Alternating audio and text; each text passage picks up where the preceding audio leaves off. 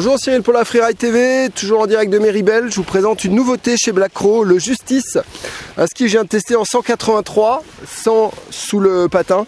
Un ski qui vient remplacer le Demon qui était en 99 dans la gamme. Alors c'est un ski qui change beaucoup. Moi je sais que le Demon j'étais pas fan. Ce cambre inversé, je trouvais qu'on manquait d'accroche sur le dur, manquait un peu de relance. C'était un ski très facile en pivot, mais je trouvais pas super fun. Et là on a un ski qui m'a plu. On a du cambre classique, on retrouve du cambre classique sous le pied, du coup on retrouve vraiment du grip sous le pied. Et après, pour retrouver le côté facile du Demon, on a mis un rocker qui démarre très tôt à ce niveau-là, mais très progressif. Du coup on a un ski qui pivote très bien, et pareil sur l'arrière, on a un rocker très progressif qui démarre l'arrière, tout en ayant une forme de talon plutôt de forme plate, avec un effet un peu Batman.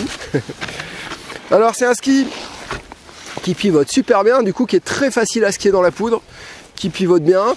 La spatule avant elle absorbe bien, et à côté de ça sur la neige dure ça flotte pas trop, ça suit bien le terrain, ça guide bien. On a comparé avec le Camox, on a un chouïa moins d'accroche que le Camox sur le dur. Disons que le Camox a un petit peu plus de longueur de quart en appui. Là on va plus travailler sur ces parties là au niveau de l'appui, mais on a vraiment du grip sous le pied.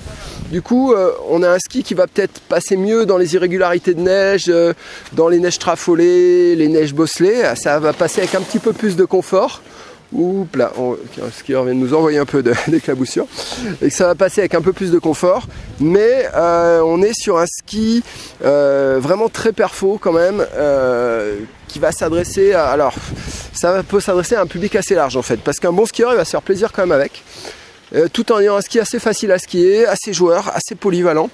Je trouve qu'il gagne en plage d'utilisation par rapport au Demon, qui pour moi était pas un super ski pour un très bon skieur. Enfin, moi personnellement c'est pas celui qui me plaisait le plus dans la gamme, on va dire. Là on va retrouver quand même du grip sous le pied, un vrai cambre, de l'accroche, voilà.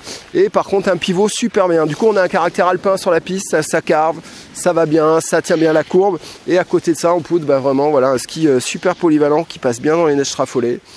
Donc un peu plus facile en poudre que le Camox, un petit peu plus de pivot, un chouïa plus de portance.